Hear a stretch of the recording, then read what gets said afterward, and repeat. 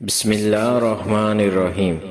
صحیح مسلم میں ام المومنین حضرت سیدہ عائشہ صدیقہ رضی اللہ عنہا سے مروی ہے کہ حضور نبی کریم صلی اللہ علیہ وسلم نے فرمایا کہ فرشتوں کو نور سے پیدا کیا گیا ہے اور جنات کو بھڑکتی ہوئی آگ سے، اور حضرت آدم علیہ السلام کو مٹی سے پیدا کیا گیا ہے۔ حضرت امام حسن بصری رضی اللہ عنہ فرماتے ہیں کہ ابلیس ایک لمحہ کے لیے بھی فرشتوں میں شمار نہیں ہوا۔ حضرت شہر بن حوشب رحمہ اللہ علیہ فرماتے ہیں کہ ابلیس جنات میں سے تھا۔ جب جنات نے زمین پر فساد برپا کیا تو اللہ عز و جل نے فرشتوں کی ایک جماعت کے ذریعے انہیں مار ڈالا، اور جو بچے انہیں سمندری جزیروں کی جانب دھکیل دیا۔ ابلیس بھی انہی جنات میں سے تھا اور اسے فرشتے قید کر کے اپنے ساتھ آسمانوں پر لے گئے تھے۔ یہ عرصہ دراز تک وہیں رہا۔ پھر جب حضرت آدم علیہ السلام کو پیدا کیا گیا اور فرشتوں کو سجدہ کا حکم دیا گیا تو اسے بھی سجدے کا حکم ہوا، مگر یہ انکاری ہوا اور قیامت تک کے لیے لعنت کا توق اپنے گلے میں ڈال لیا۔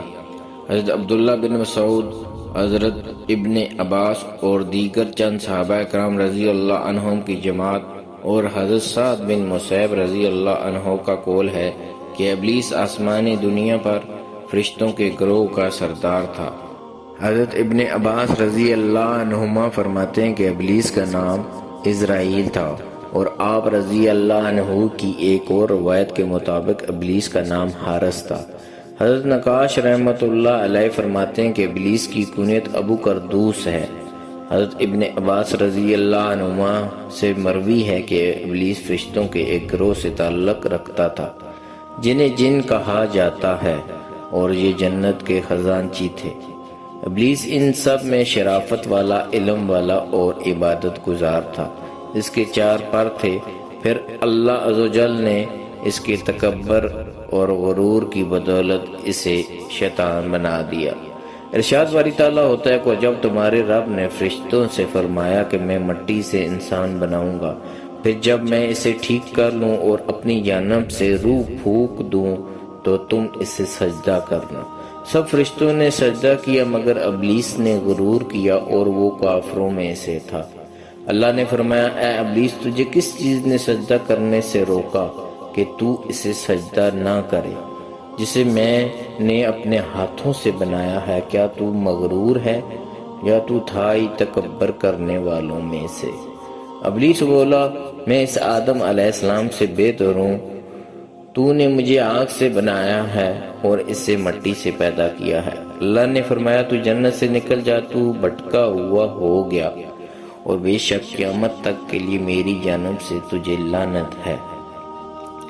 ابلیس بولا، اے میرے رب، مجھے اس دن تک کے لیے مہلت دے دے جب سب اٹھائے جائیں گے۔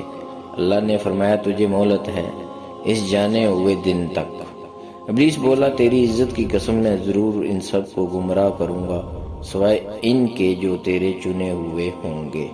اللہ نے فرمایا، سچ یہ ہے کہ میں سچ ہی فرماتا ہوں، بے شک میں دوزخ کو ان سے بھر دوں گا جو تیری پیروی کریں گے۔ ارشاد باری تعالیٰ ہوتا ہے، ابلیس بولا، قسم ہے اس کی کہ تو نے مجھے گمراہ کیا، میں ضرور سیدھے راستے پر طاق میں بیٹھوں گا اور آؤں گا آگے سے اور پیچھے سے اور دائیں سے اور بائیں سے، اور تو ان میں سے بیشتر کو شکر گزار نہ پائے گا۔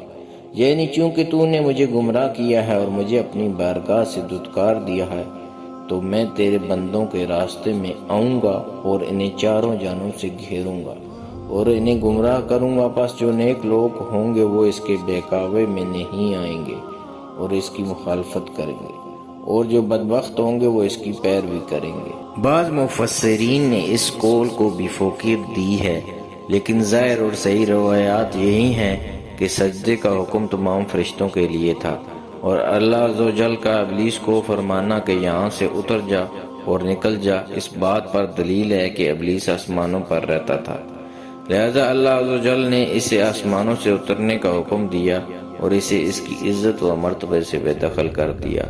ابلیس اپنی عبادت و ریاضت کی بدولت فرشتوں میں شمار ہوتا تھا، اور اس کا یہ مقام و مرتبہ اس کے غرور اور انکار کی بدولت اس سے چھین لیا گیا۔ اسے ذلیل و خوار کیا گیا اور زمین کی جانب دھکیل دیا گیا۔ ناظرین ویڈیو اچھی لگے تو لائک اور شیئر کر دیں اور نئے آنے والے معزز ناظرین چینل کو سبسکرائب کر کے بیل کے آئیکن کو دبا دیں تاکہ ہر نئی آنے والی ویڈیو کا نوٹیفیکیشن آپ تک پہنچ سکے۔ شکریہ۔